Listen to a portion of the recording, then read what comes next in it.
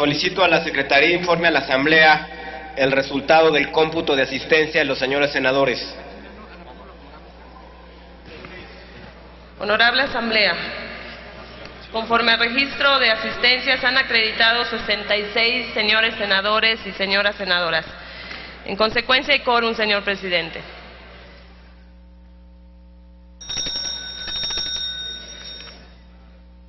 Se abre la sesión del jueves 15 de noviembre de 2012, correspondiente al primer periodo ordinario de sesiones del primer año de ejercicio. El orden del día está disponible en el monitor de sus escaños, con lo cual se informa de los asuntos que corresponden a la agenda de hoy. El acta de la sesión anterior se encuentra publicada en la Gaceta del Senado de este día. En consecuencia, consulte la Secretaría a la Asamblea en votación económica si se aprueba. Consulto a la Asamblea en votación económica si se aprueba el acta de la sesión anterior. Quienes estén porque se apruebe, favor de levantar la mano. Quienes estén porque se rechace, favor de levantar la mano. Aprobada el acta, señor presidente. Pasamos al siguiente asunto. Se recibió una comunicación del senador David Penchina Group, presidente de la Comisión de Energía, con la que remite el programa de trabajo anual de esa comisión. Esta asamblea ha quedado debidamente enterada. Pasamos al siguiente asunto. Se recibió comunicación de la mesa directiva con la que remite las propuestas de candidatos para ocupar el cargo de consejero de la Judicatura Federal. Túrnese a las Comisiones Unidas de Justicia y de Estudios Legislativos. Pasamos al siguiente asunto. Se recibió un oficio de la Secretaría de Gobernación por el que comunica que el presidente de los Estados Unidos mexicanos, maestro Felipe Calderón Hinojosa, se ausentará del territorio nacional el próximo domingo 18 del actual, para realizar un viaje a la ciudad de Austin, Texas, Estados Unidos de América, a fin de atender una invitación para presenciar el Gran Premio Fórmula 1 de Estados Unidos 2012, que le extendió el equipo Sauber F1 Team. Esta asamblea ha quedado debidamente enterada. Remítase copia de la documentación a las Comisiones de Relaciones Exteriores y de Relaciones Exteriores América del Norte. Compañeras y compañeros senadores, informo a ustedes que la mesa directiva en su reunión de esta mañana acordó incluir en la agenda del día el posicionamiento de los grupos parlamentarios en torno al Día Mundial de la Diabetes. En consecuencia, tiene el uso de la palabra la senadora María Cristina Díaz Salazar, del Grupo Parlamentario del Partido Revolucionario Institucional.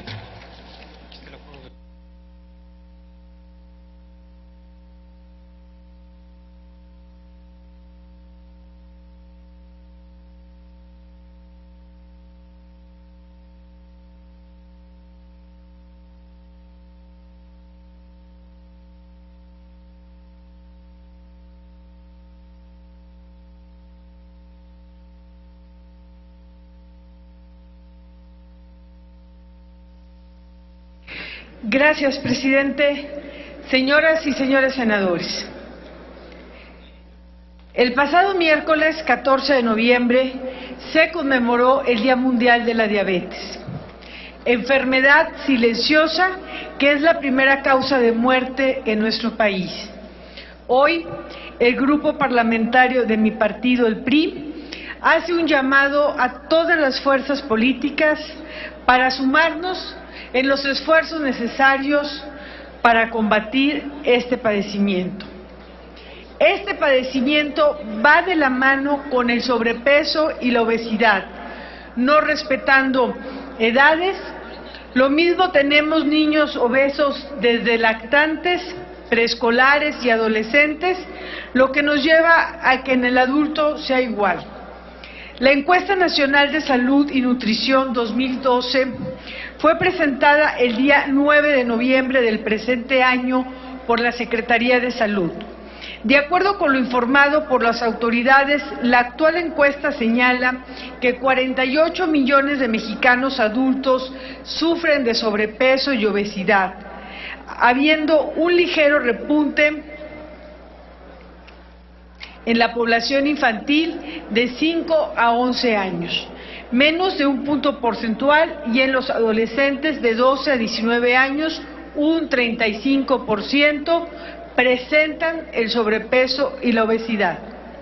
Respecto a la diabetes, 6.4 millones de adultos mayores de 20 años la padecen y 1.8 reportan complicaciones como amputaciones, daños renales, problemas de la vista y del corazón. Según el nivel de gasto en diabetes publicado por investigadores de salud pública en 2010, México es el país de Latinoamérica que más recursos destina al tratamiento de la diabetes, erogando 778.4 millones de dólares anuales, lo que nos ha llevado a ocupar el 10º sitio mundial. Estas cifras indican la necesidad de establecer políticas públicas en salud que promuevan estilos de vida saludables con autocontrol e información. Por lo anteriormente expuesto, a nombre del grupo parlamentario de mi partido, el Revolucionario Institucional, y fundamentado, someto a la consideración de esta soberanía el siguiente acuerdo. Único, se exhorta al Ejecutivo Federal para que a través de la Secretaría de Salud se realice un registro nacional de pacientes diabéticos. Es cuanto, presidente. Gracias, senadora. Tiene ahora el uso de la tribuna el senador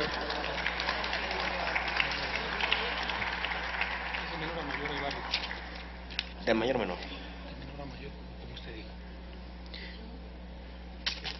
Tiene ahora el uso de la tribuna la senadora María Elena Barrera Tapia, del Grupo Parlamentario del Partido Verde Ecologista de México.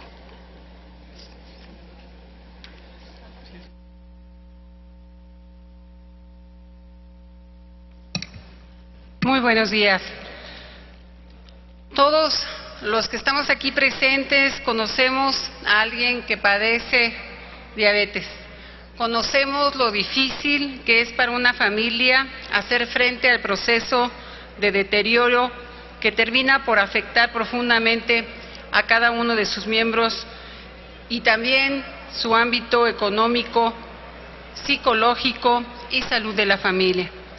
En los últimos 6 años, en México, fallecieron 500,000 personas por diabetes y cada día se registran 1,100 casos nuevos, provocando que el incremento en la morbilidad haya sido del 30% de aumento en este periodo. Hoy, pues, la diabetes es la principal causa de muerte en la edad productiva y la segunda causa de muerte en la edad postproductiva. En México nos encontramos desafortunadamente en una situación en la que, a pesar de las inversiones hechas en hospitales y unidades especializadas, esto no ha impedido que haya más diabéticos en nuestro país y que cada vez haya más y más obesos en la población infantil, en la población adulta, lo cual refleja la inexistencia o ineficacia de una política de salud que proteja preventivamente a la población. Todo esto abona a que las brechas de desigualdad e inequidad en nuestro país se hayan incrementado.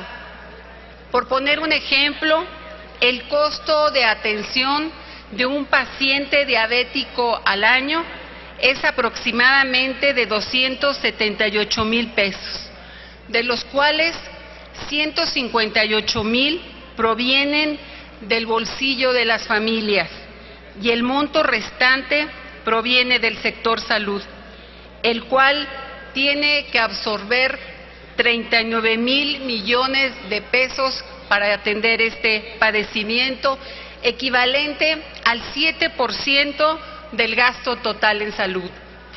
Hoy, la diabetes también, por no atenderse a tiempo, como prevención secundaria y terciaria, es la principal causa de ceguera, de amputación y de insuficiencia renal de los enfermos. Lo paradójico del tema también es que la diabetes tipo 2, que es la más difundida y que representa el 90% de los casos, puede ser prevenible si se adoptan estilos de vida saludables como la práctica de ejercicio, una dieta y evitar adicciones. Otro dato que también es para reflexionar es que solamente el 5.2% de los pacientes están bien controlados y el 94.8% de los pacientes restantes no lo están. De lo anterior, podemos concluir que en México enfrentamos problemas diversos que por supuesto están afectando la eficacia de los programas institucionales, destacando entre ellos, y en este caso para la enfermedad, un inadecuado e insuficiente abasto de medicamentos, obsoleto también el equipamiento que se encuentra en muchas de las unidades médicas del primer nivel de atención, la falta del acceso a exámenes de laboratorio y, por supuesto, una deficiencia en los sistemas de referencia y contrarreferencia de los pacientes. Además, inconcebible el que se dé apoyo psicológico, apoyo nutricional e inclusive se monitoree y se vigile el control y adherencia al tratamiento de cada uno de los pacientes. Por ello, no podemos continuar gastando los recursos sin saber el destino y el buen aprovechamiento de cada uno del peso que se gasta y que por ineficiencia estemos teniendo cada vez más la presencia de esta enfermedad. Por ello, el Grupo Parlamentario del Partido Verde, hoy nos pronunciamos porque exista un sistema único de registro de pacientes que permita dar la continuidad de la atención médica, de la atención nutricional y psicológica, así como generar la fuente de financiamiento y, por supuesto, la aplicación y distribución de los recursos para un adecuado abasto y distribución de medicamentos. Tenemos que hacer un esfuerzo y ese esfuerzo tendrá que ser conjunto. La prevención no nada más está antes de la enfermedad, sino también podemos actuar y prevenir aun cuando la enfermedad ya esté presente. Muchísimas gracias. Gracias, senadora. Tiene el uso de la tribuna el senador Fernando Mayans Canaval, del Grupo Parlamentario del Partido de la Revolución Democrática.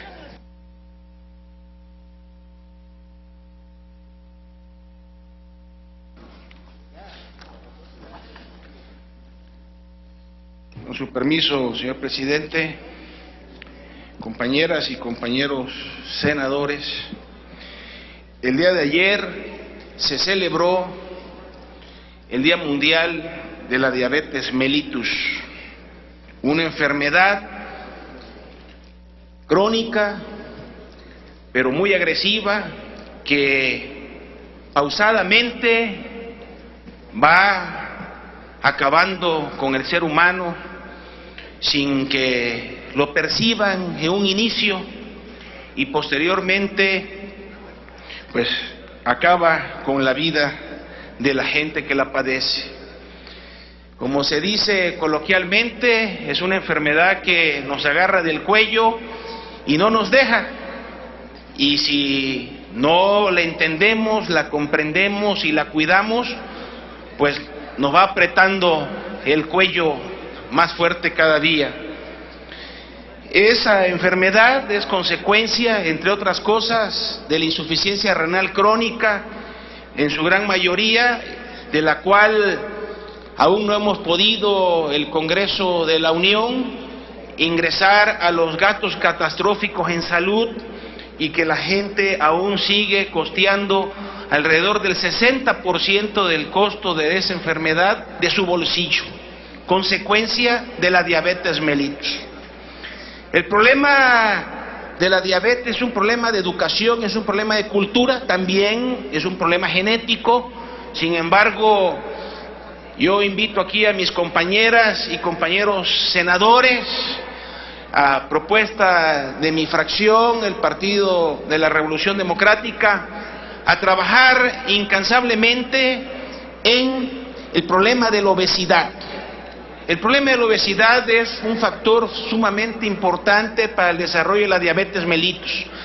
De hecho, cuando un paciente obeso con obesidad mórbida se somete a cirugía, vemos que se corrige la diabetes.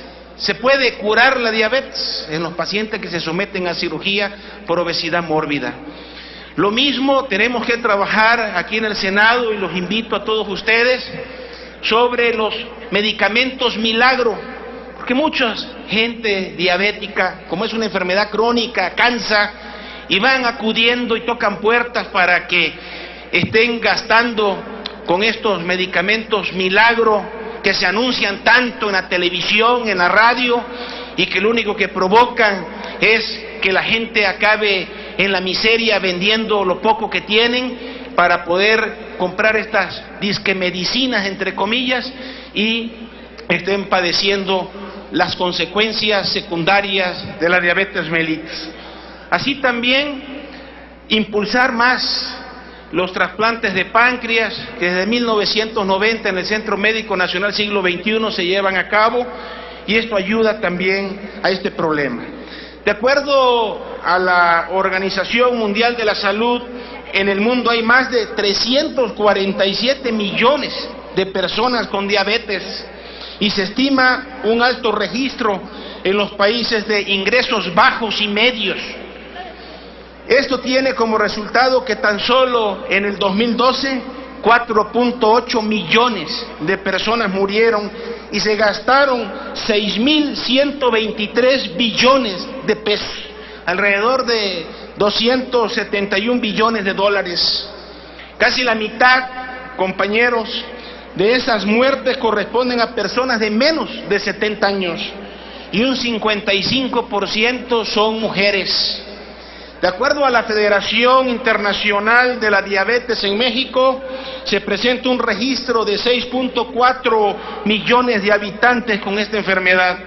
El número de muertes tuvo un crecimiento del 92% al pasar de 46.000 a 46.525 defunciones en el 2000 a 89.414 en el 2012.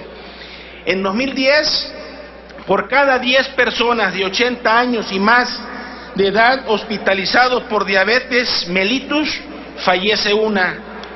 De acuerdo al Instituto Nacional de Salud Pública, México gastó en el 2011 el 15% del gasto total en salud en diabetes. Tenemos que insistir también en el problema de la educación, desde la escuela, en el kinder, la primaria, la secundaria. Se tiene que insistir en los cuidados de cómo alimentarse. Tenemos que también, invito a este Senado de la República a trabajar la iniciativa sobre los alimentos chatarra que tanto daño hacen a nuestra juventud, a nuestra niñez, y por supuesto que es un factor también importante para desarrollar diabetes mellitus. Los resultados reportados en el sexto informe de gobierno federal señalan que la meta de reducción planteada al inicio del sexenio pretendía atender el 3.9% anual en la tasa de mortalidad, cifra que reconoce que no se alcanzó. Por eso, el día de ayer se celebró en todo el planeta el Día de la Diabetes. Es una enfermedad que tenemos que tener atención, y repito, invito a este Senado a trabajar esas iniciativas, medicamentos milagro, alimentación chatarra, entre otras. Muchas gracias por su atención, y cuídense que la diabetes anda rondando por todos lados. Gracias. Gracias, senador. Tiene ahora la palabra el senador Francisco Salvador López Brito, del Grupo Parlamentario del Partido Acción Nacional.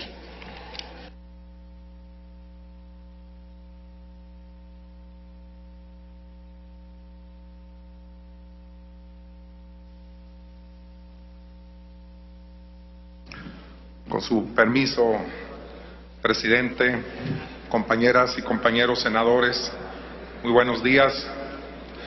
La enfermedad silenciosa se le llama a este trastorno metabólico que afecta a todos y cada uno de los organismos del ser humano y que ahorita en estos momentos se le cataloga ya como una epidemia mundial y que lo más importante para enfrentarla y atacarla es precisamente, y coincido con los compañeros que me han precedido en el uso de la palabra, es la prevención. ¿Por qué el día 14 de noviembre celebrar el Día Mundial de la Diabetes mellitus? Tiene una razón muy importante que como cultura general es trascendente que lo conozcamos. Un 14 de noviembre nació en Ontario, Canadá, el doctor Frederick Grant Banting. El doctor Frederick Grant Banting, médico militar e investigador canadiense, en 1921 descubrió junto con Charles Best la hormona insulina, que es precisamente una de las herramientas terapéuticas de primer orden en el tratamiento de la diabetes mellitus. Por este descubrimiento le fue otorgado en 1923 el Premio Nobel de Fisiología y Medicina, compartido, en este caso al doctor Banting, compartido con el doctor John James Richard McLeod. El logotipo que observamos como símbolo del Día Mundial de la Diabetes es un círculo azul. ¿Por qué? Porque el color azul representa, para quienes a través de la Organización Mundial de la Salud están trabajando en este tema, representa un color que une a todas las naciones y es precisamente la bandera de la ONU y el color del cielo. La diabetes mellitus es una enfermedad de prevalencia modificable con estilos de vida nutricionales sanos. El sedentarismo o inactividad física, las dietas altas en carbohidratos y grasas, bajas en fibras, el sobrepeso y la obesidad son factores de riesgo, pero son modificables, es lo importante, pero pues bien determinan la epidemia mundial y también nacional en materia de diabetes. La Federación Mexicana de Diabetes calcula que la población con esta enfermedad se ubica entre un 6.4 y 10 millones de personas, es decir, el 7% de la población del total del país están padeciendo este problema. Y lamentablemente estiman que casi 2 millones de mexicanos aún no saben que la padecen. Cifras de la Encuesta Nacional de Salud del 2006, del total de personas diabéticas, solo el 25%, esto es 1.6 millones, están bajo tratamiento médico. El cálculo de la diabetes mellitus o infantil en el país asciende a más de 400,000 niños menores de 15 años de edad. El sector salud, como ya se ha comentado, anualmente gasta alrededor de 90,000 millones de pesos atribuibles a la atención de los pacientes diabéticos, su discapacidad permanente o temporal y problemas de morbimortalidad prematura. El gobierno del presidente Calderón realizó diversas acciones para prevenir y combatir la enfermedad. En este tenor se implementó el Plan de Prevención y Tratamiento de Enfermedades Crónicas, Sobrepeso, Riesgo Cardiovascular y Diabetes mellitus.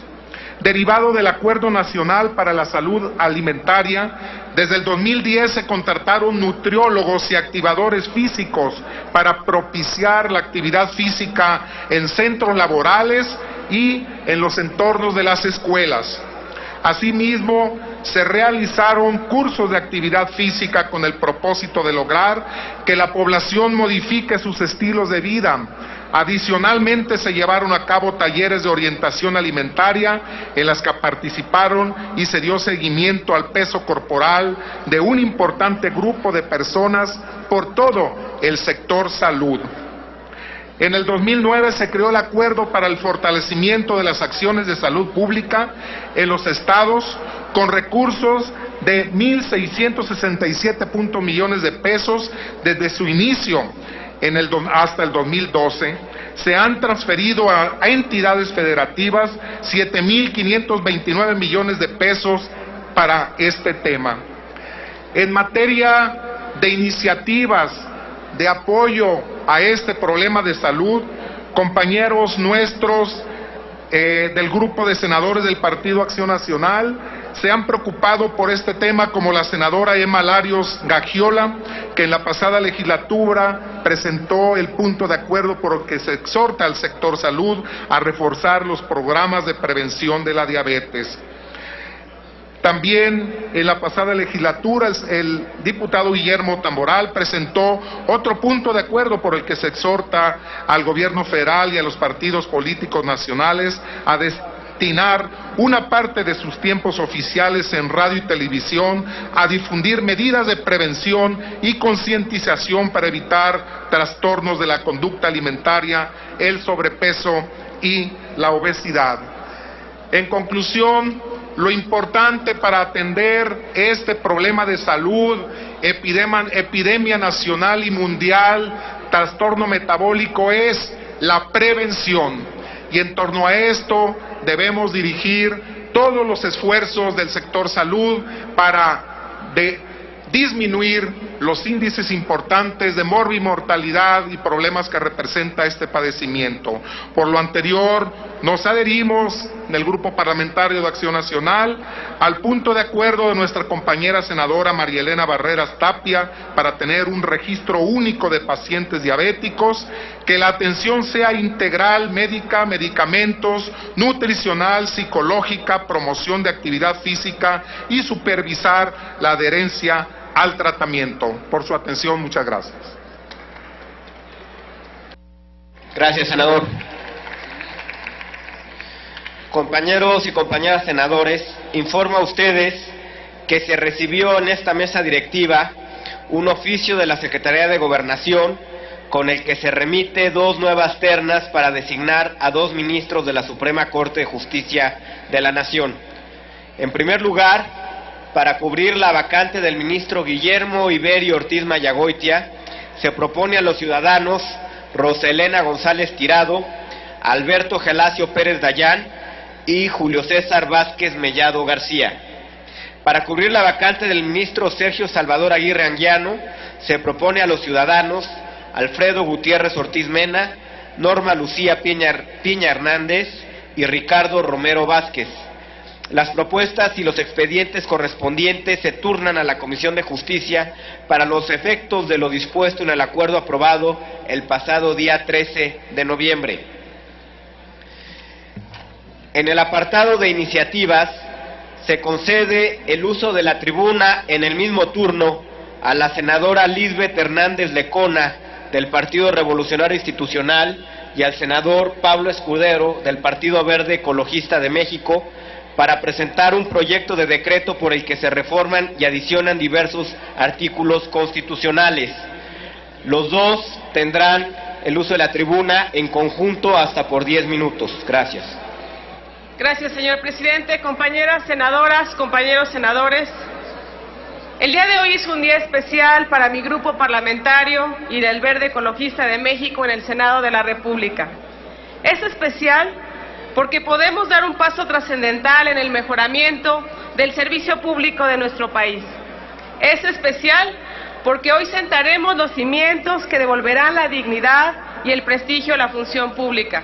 Es especial porque hoy más que nunca estamos comprometidos con las banderas de la transparencia, honestidad, eficiencia y profesionalismo que hoy requiere nuestro Estado mexicano. Es especial porque hoy damos un paso firme en la ruta de la cero tolerancia al servidor público corrupto, opaco e ineficiente. Tengo el honor de acudir a esta alta tribuna nacional para presentar una iniciativa con proyecto de decreto que reforma y adiciona los artículos 22, 73, 79, 105, 107, 109, 113, 116 y 122 de la Constitución Política de los Estados Unidos Mexicanos, que presentan las senadoras y los senadores integrantes del Grupo Parlamentario del Partido Revolucionario Institucional y del Partido Verde Ecologista de México del Senado de la República, en materia de combate a la corrupción. La razón por la que hemos decidido acompañar al presidente electo Enrique Peña Nieto en esta significativa e impostergable propuesta es porque estamos convencidos de su urgencia, de la necesidad, de su inaplazable implementación y del mensaje que como actores políticos debemos mandar a la sociedad. Las senadoras y senadores que hemos suscrito esta iniciativa compartimos la opinión de muchos ciudadanos de que la corrupción ha sido uno de los problemas históricos más graves y dañinos en México. Existen evidencias documentadas para sostener que debido a la corrupción se incrementan los precios de bienes y servicios y su calidad se deteriora, que impacta la inversión y el crecimiento económicos, que incrementa la desigualdad y en suma afecta la legitimidad del Estado y la confianza de la sociedad en sus gobiernos. Es inocultable que México se encuentra inmerso en un problema grave de corrupción, asociada al servicio público en sus 3 niveles de gobierno, en todo el país, sin distingos del origen partidista de los servidores públicos. Nuestro país ve afectada su imagen y su capacidad de competitividad global por este grave problema.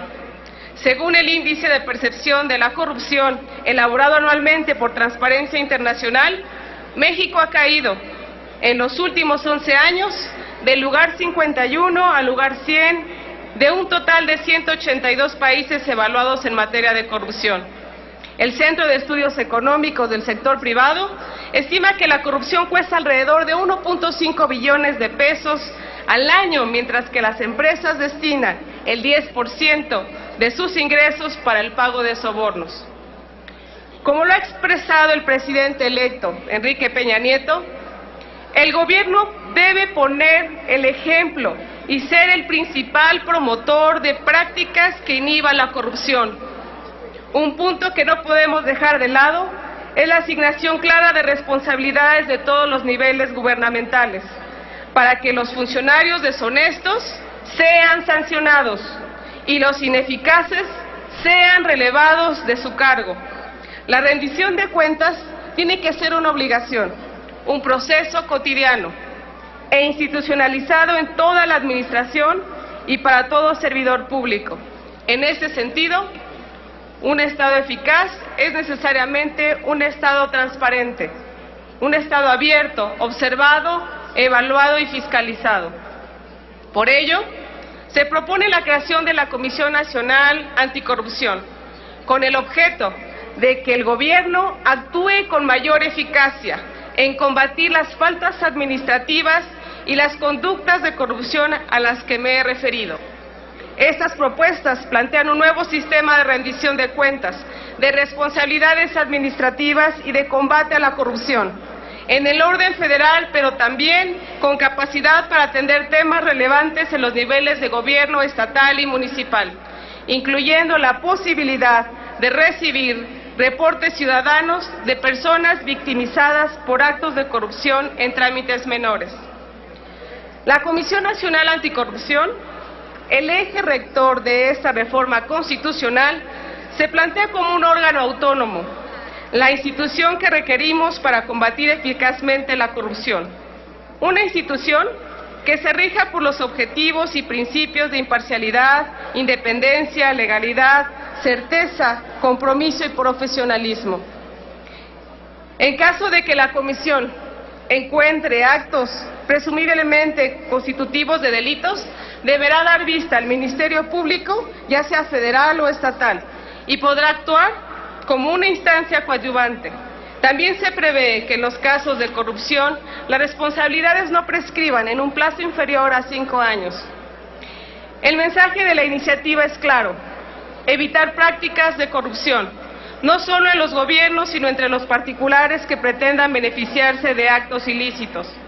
Para ello se propone darle facultades de atracción en casos de corrupción estatal y municipal, establecerlo como obligación que los estados y el Distrito Federal contemplen comisiones autónomas de combate a la corrupción. Se propone además facultar al Congreso de la Unión para expedir leyes en materia de combate a la corrupción, para asegurar que todo el país se homologuen los criterios alrededor de los actos ilícitos y las responsabilidades administrativas y penales que se deriven. Se prevé de manera muy relevante que el desempeño de la Comisión Nacional Anticorrupción se apegue a las mejores prácticas internacionales. La iniciativa incluye la facultad de la Comisión para impulsar acciones y programas de prevención de corrupción, así como la promoción de la ética, de la honestidad y dignificación del servicio público. Un Consejo Nacional por la Ética Pública también está contemplado en esta reforma, para que con integrantes con trayectorias personales, profesionales, dignas de ser un referente del servicio público, orienten las políticas públicas que forman una verdadera ética en el servicio público. Compañeras y compañeros senadores, en este momento histórico queremos dejar muy claro que el compromiso del presidente electo Enrique Peña Nieto es nuestro compromiso. Estamos decididos a aportar toda nuestra energía legislativa, toda nuestra capacidad de acuerdo político para alcanzar mejores instrumentos para el bienestar de México, justo como el que hoy presentamos ante esta soberanía. Lo hacemos convencidos además de que la presentación de esta iniciativa debe ser el inicio de una gran cruzada nacional en contra de la corrupción, que rebase las diferencias ideológicas y políticas. Convocamos a todas las fuerzas políticas, a los servidores públicos, al sector privado, a todos los mexicanos a sumarse a este gran esfuerzo en beneficio de México. Todos señalamos el problema, nadie es ajeno a la solución.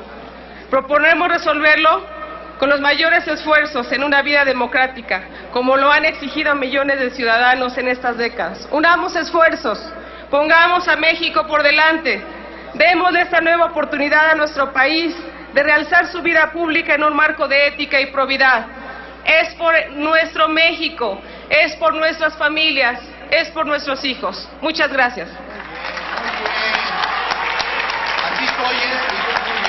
Gracias, senadora. En el mismo turno tiene el uso de la palabra el senador Pablo Escudero y le suplico sea breve. Gracias. Sí, muy genial.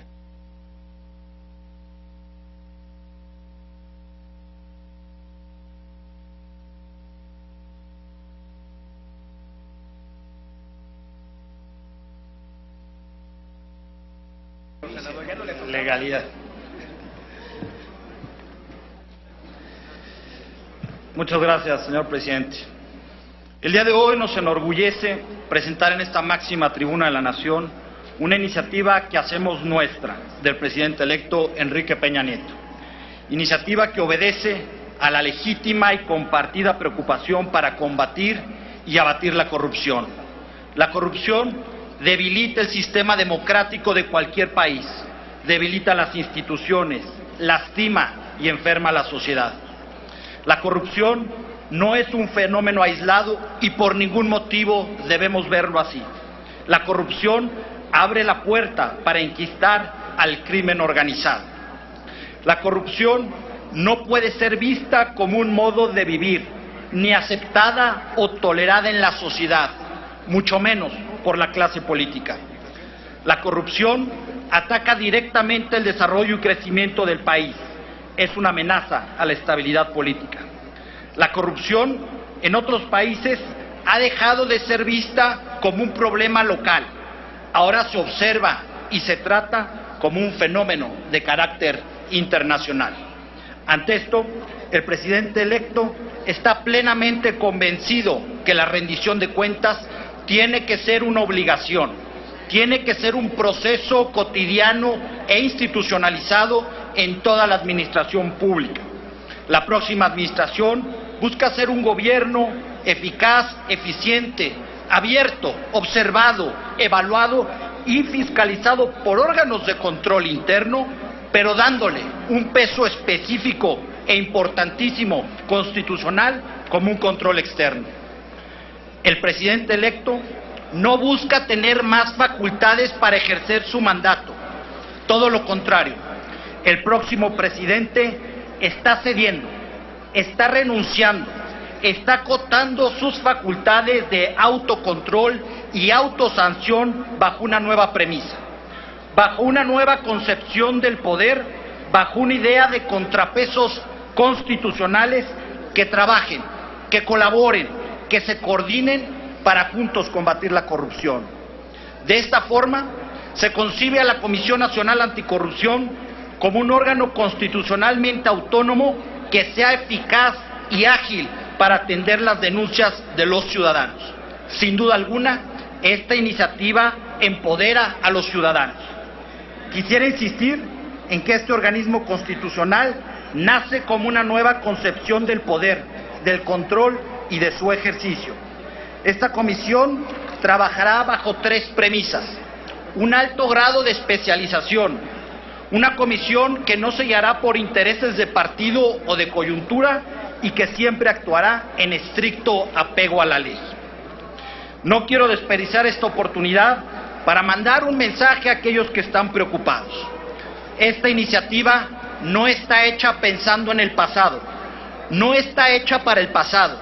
Esta iniciativa está construida, está planeada para el futuro de nuestro país, para el futuro de nuestros hijos. Esta iniciativa está diseñada para que el Ejecutivo y sus colaboradores pongan el ejemplo y se sometan a una fiscalización escrupulosa por parte de un organismo autónomo, organismo que tendrá facultades para investigar y para sancionar, un organismo de carácter constitucional estrictamente técnico y profesional. Eso es lo que se está buscando. Por lo anterior, compañeros senadores, les pido que se sumen con su conocimiento, con sus aportaciones, con su experiencia, para poder hacer que esta ley nos ayude a cambiar el futuro de este país. Esta iniciativa requiere de todos los senadores, del PAN, del PRD, del PT, del PANAL y de Movimiento Ciudadano. Nosotros estamos listos para que ustedes nos ayuden a perfeccionarla y juntos podamos combatir la corrupción que tanto daña a este país. Es cuanto. Muchas gracias, presidente.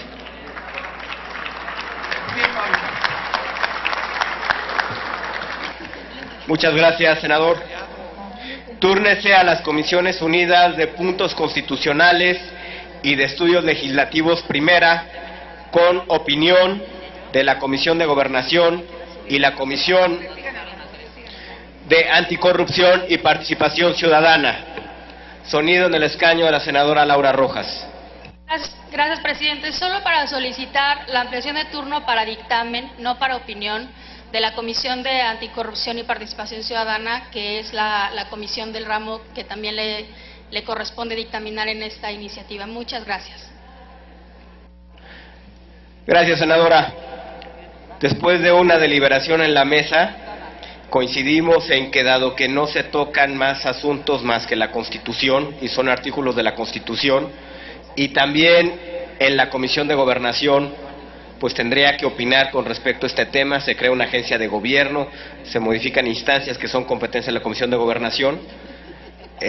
Permítame ratificar el turno, que sea puntos constitucionales, que sea estudios legislativos primero y que tengan opinión la Comisión de Gobernación y la Comisión de Anticorrupción y Participación Ciudadana. Gracias. Sonido en el escaño del senador Escudero. Muchas gracias, presidente. Presidente, evidentemente yo respeto la decisión de la mesa directiva, que es plural, y si así lo han decidido lo respeto, pero sí quiero dejar de manifiesto en este pleno que por ningún motivo podría estar de acuerdo. Esta comisión se creó justamente por ser la comisión del ramo para ayudar, por eso se invitaron a los senadores que son especialistas en el tema para coadyuvar a todo un ensamblaje constitucional. Están los expertos en la comisión y la verdad es que yo no podría estar de acuerdo, quiero dejarlo de manifiesto. A lo mejor habría que replantear si debe seguir existiendo esta comisión o no, porque para eso se hizo la comisión, para eso se creó, con ese objetivo, buscar el andamiaje jurídico constitucional, y para eso están los especialistas en esa comisión. Dejarlo de manifiesto y respeto la decisión de la mesa directiva, ojalá se pueda reflexionar. Es cuanto. Gracias, senador. Tomamos nota de su comentario en la mesa directiva. Gracias. Se concede el uso de la palabra al senador Francisco Domínguez Servién, del Grupo Parlamentario del PAN, para presentar proyecto de decreto por el que se reforme el artículo 58 y se adiciona el artículo 5 de la Ley Federal de Sanidad Vegetal.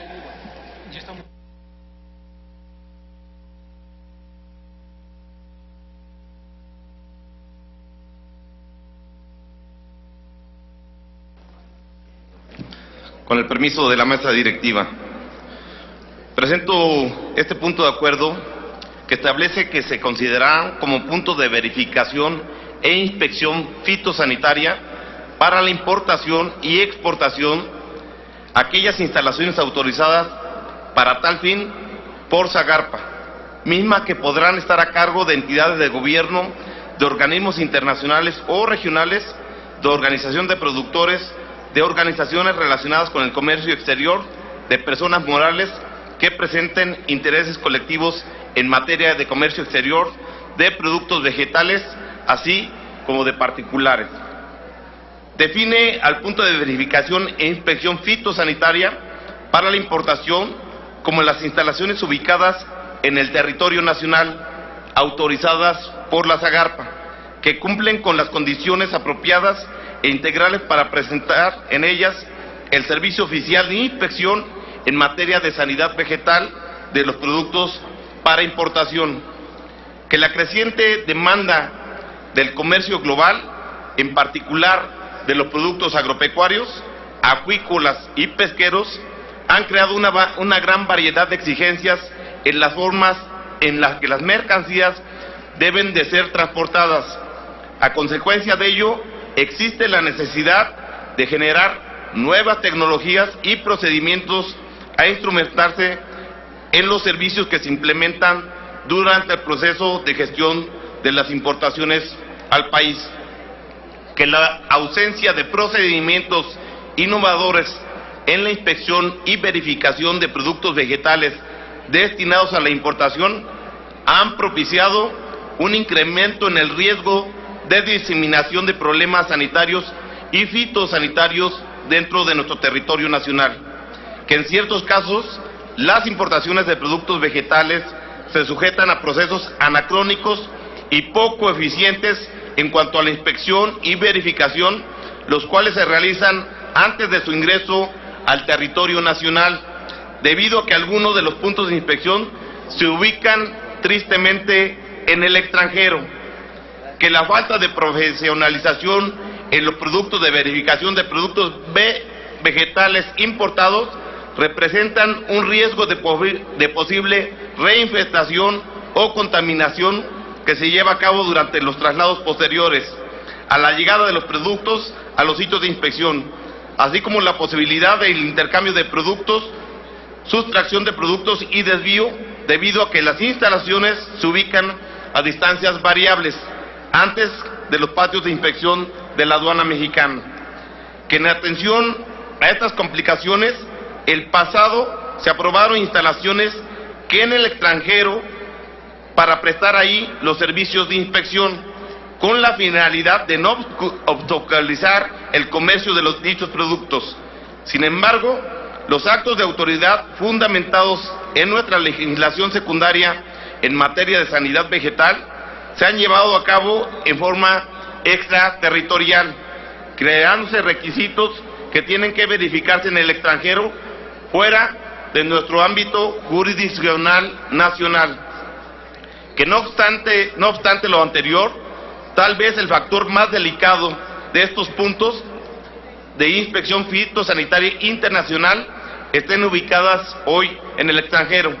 Radica en que los servicios de inspección y verificación fitosanitaria que en ellos se presentan han propiciado que el compromiso de empresas autorizadas para operar en estas instalaciones no sean uniformes y carezcan de estándares en el cumplimiento que permita mantener homogeneidad en las instalaciones a lo largo de la frontera, que bajo esta tesitura se considera que reubicar los puntos de inspección fitosanitaria nacional dentro de nuestro territorio coadyuvaría a generar más empleos para expertos mexicanos en inspección fitosanitaria, evitando la caída de inversiones en infraestructura y equipamiento, creando espacios para que las autoridades en materia de inocuidad y sanidad vegetal ejecuten plena validez sus actos de autoridad, salvaguardando las fronteras de cualquier riesgo fitosanitario que impacte de manera negativa al sector agroalimentario de nuestro país. Que es importante mencionar que la verificación e inspección fitosanitaria para la importación y exportación en los puntos de estándar en la franja fronteriza del territorio nacional, necesaria para asegurar el nivel de protección en materia de sanidad vegetal del país, es una obligación de la SAGARPA, la cual no puede estar a cargo de particulares. La propuesta del texto actual, artículo 58, la Secretaría contará con puntos de inspección internacional en materia de sanidad vegetal necesarios para asegurar el nivel de protección apropiada en la materia antes mencionada.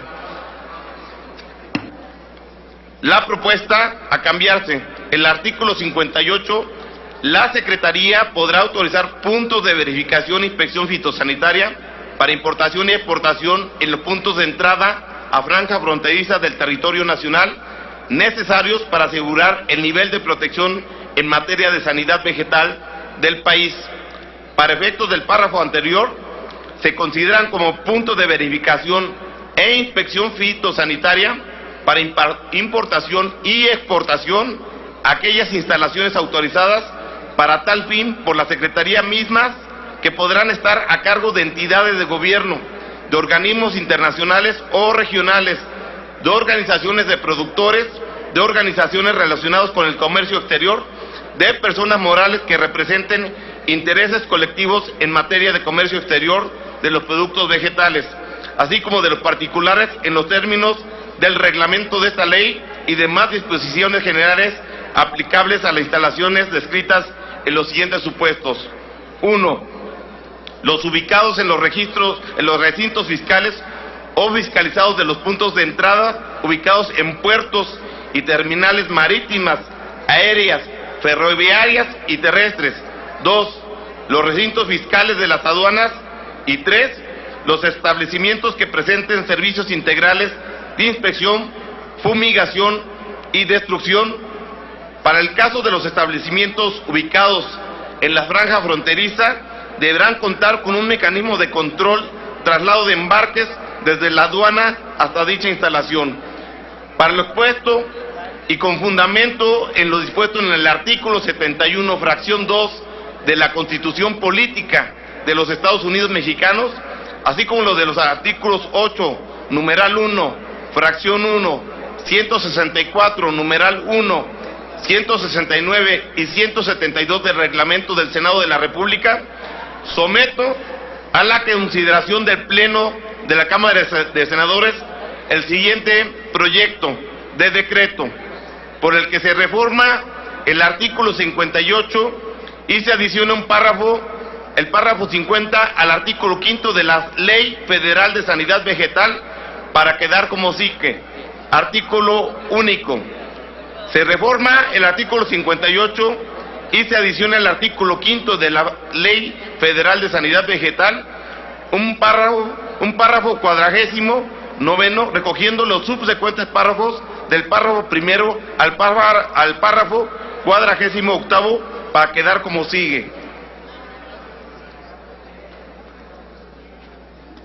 Punto de verificación e inspección fitosanitaria para importación, instalaciones ubicadas en el territorio nacional, autorizadas por la Secretaría, que cumplen con las condiciones apropiadas e integrales para prestar en ellas el servicio oficial de inspección en materia de sanidad vegetal de los productos de importación. Estas podrán establecerse en las modalidades de operación que se establezcan en las generales que el efecto emitan. Artículo 58. La Secretaría contará como punto de verificación e inspección fitosanitaria para importación y exportación en los puntos de entrada en la franja fronteriza del territorio nacional necesarios para asegurar el nivel de protección en materia de sanidad vegetal del país. Para efectos del párrafo anterior, se consideran como puntos de verificación e inspección fitosanitaria para la importación y exportación aquellas instalaciones autorizadas para tal fin por la Secretaría, mismas que podrán estar a cargo de entidades de gobierno. Los ubicados en los recintos fiscales o las fiscalizados en puntos de entrada ubicados en puertos y terminales marítimas, aéreas y ferroviarias. Transitorios. Primero, el presente decreto entrará en vigor a partir del día siguiente de su publicación en el Diario Oficial de la Federación. Segundo, los establecimientos identificados como puntos de verificación internacional ubicados en el extranjero, que la entrada en vigor del presente decreto cuente con la autorización vigente, podrán continuar operando por un plazo de hasta 6 meses a fin de solicitar su cambio de domicilio a territorio nacional o, en su caso, baja definitiva. Tercero, las personas físicas o morales que cuenten en la entrada en vigor del presente decreto como punto de verificación internacional ubicados en el extranjero y manifiesten su interés de reubicar sus instalaciones dentro del territorio nacional, se les podrá otorgar una autorización previo cumplimiento de los requisitos establecidos en la disposición general que emita la Secretaría para tal efecto. Es cuanto, señor presidente. Gracias, señor senador. Túrnese a las Comisiones Unidas de Agricultura y Ganadería y de Estudios Legislativos segunda. Se concede la palabra al senador Rabindranath Salazar Solorio, del Grupo Parlamentario del Partido de la Revolución Democrática, para presentar proyecto de decreto que reforma el artículo 130 de la Ley del Seguro Social.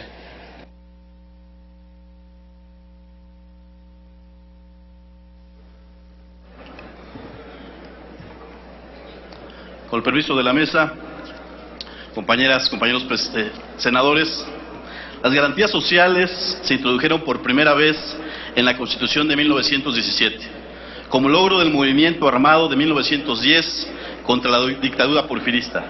La Revolución Mexicana materializó el anhelo de superar la lamentable condición del pueblo mexicano. Así surgieron los artículos 27 y 123 de la Constitución Política de los Estados Unidos Mexicanos. Siguiendo la pauta marcada en 1917, el Estado mexicano ha robustecido el catálogo de garantías sociales. En 1983 emerge el derecho a la protección de la salud y en 1999 se elevó a rango constitucional de igual manera, en ese mismo año, el derecho a la protección del medio ambiente. La seguridad social nació para reparar las consecuencias de los riesgos de trabajo y naturales que, al privar a un hombre o mujer en su capacidad de trabajo y ganancia, lo orillaban a la miseria junto con sus dependientes. La seguridad social para los trabajadores al servicio del Estado se organiza de modo que cubre los accidentes y enfermedades profesionales, las enfermedades no profesionales, maternidad, la jubilación, invalidez, vejez y muerte. En ese sentido, el artículo 130 de la Ley del Seguro Social prevé la pensión por viudez a la esposa o esposo del quien fuera asegurado o asegurada en su caso. Pero actualmente dicho artículo conculca la garantía de igualdad prevista en los artículos 1 y 4 de la Constitución Política de los Estados Unidos Mexicanos, al establecer mayores requisitos a los cónyuges varones que a las mujeres para el otorgamiento y pago de la pensión de viudez. Esta garantía tiene como propósito empatar la situación jurídica de ambos sexos, tanto en el ejercicio de sus derechos como en el cumplimiento solidario de las responsabilidades que les competen en sus actividades educativas, políticas y productivas, equilibrando las garantías individuales con las garantías sociales, evitando y rechazando cualquier privilegio derivado de supuestas superioridades o jerarquías entre sexos, al exigir socialmente la igualdad entre el hombre y la mujer. El artículo 130 del Seguro Social hace una distinción de géneros para el otorgamiento y pago de una pensión de viudez, al exigirle al varón, en su carácter de esposo viudo, demostrar dependencia económica con su extinta mujer, lo cual contraviene la intención del constituyente al establecer la igualdad entre el hombre y la mujer, buscando abatir viejos resabios que habían influido para mantener situaciones de discriminación de la mujer frente al varón. La garantía de igualdad entre el varón y la mujer ante la ley, a su vez se encuentra íntimamente ligada al principio general de igualdad para los gobernados, previsto en el artículo 1 constitucional, al preceptuar que todo individuo gozará de las garantías que otorga la Constitución, en el entendido que éstas no podrán restringirse ni suspenderse, sino en los casos y con las condiciones que ésta consigne, lo que pone de manifiesto el deseo de nuestra cultura actual de que se superen las discriminaciones que con frecuencia se otorgaba a uno u otro individuo por razón de su sexo. De ahí que la idea de igualdad ante la ley como principio de justicia implica que las personas deben ser tratadas de la misma manera en las mismas circunstancias en razón de ser gobernadas por reglas fijas, de manera que la discriminación o el favor en el trato de los individuos puede hacerse solo en virtud de circunstancias relevantes, es decir, que pueda ser justificada a fin de evitar un trato desigual. Efectivamente, el referido principio de igualdad no implica necesariamente que todos los individuos deban encontrarse siempre y en cualquier circunstancia en condiciones de absoluta paridad, sino que dicho supuesto se refiere a la igualdad jurídica, consistente en el derecho de todos los gobernados de recibir el mismo trato que aquellos que se encuentran en similar situación de hecho. La norma fundamental prevé como garantía individual la igualdad de varón y mujer ante la ley y el derecho a que los integrantes de las familias de los trabajadores, sin distinción de género, disfruten, entre otros, de los seguros de vida. Al legislarse dicho precepto, se cometió una infracción a tales valores fundamentales, ya que se estableció un trato distinto para tener acceso a dicha pensión proporcionada por el Instituto, tratándose del viudo, de la trabajadora asegurada o pensionada por invalidez. La diferencia de trato entre la mujer y el varón, sin otra razón que las diferencias por cuestión de género y las meramente económicas, evidencia la inconstitucionalidad de la norma declamada, porque si durante su vida laboral las extintas trabajadoras cotizan para que quienes les sobrevivan y tengan derecho a ello disfruten de los seguros previstos en la ley en la materia, entonces la pensión en comento no es una concesión gratuita o generosa, sino un derecho generado durante su vida productiva con el objeto de garantizar en alguna medida la subsistencia de sus beneficiarios. Asimismo, es menester hacer mención que la segunda sala de la Suprema Corte de Justicia de la Nación ya se ha pronunciado al respecto desde este tema en la contradicción de tesis 154-2009. Compañeros legisladores, considero que el segundo párrafo del artículo 130 de la Ley del Seguro Social infringe los preceptos de la Constitución Política de los Estados Unidos Mexicanos, referidos con antelación, pues introduce una distinción o discriminación por razón de género que lo priva injustificadamente de un beneficio y le impone una carga desigual, al establecer mayores requisitos al viudo para obtener la pensión de viudez por las razones expuestas, que más que justificadas es menester reformar la ley del Seguro Social al fin de reconocer la igualdad del hombre y la mujer ante los mismos casos y circunstancias de la ley. Es cuanto, señor presidente, y le solicito amablemente que pueda ser incluido en su totalidad el texto por obviedad del tiempo. Muchísimas gracias. Gracias, senador, así lo haremos. Túrnese a las Comisiones Unidas de Seguridad Social y de Estudios Legislativos.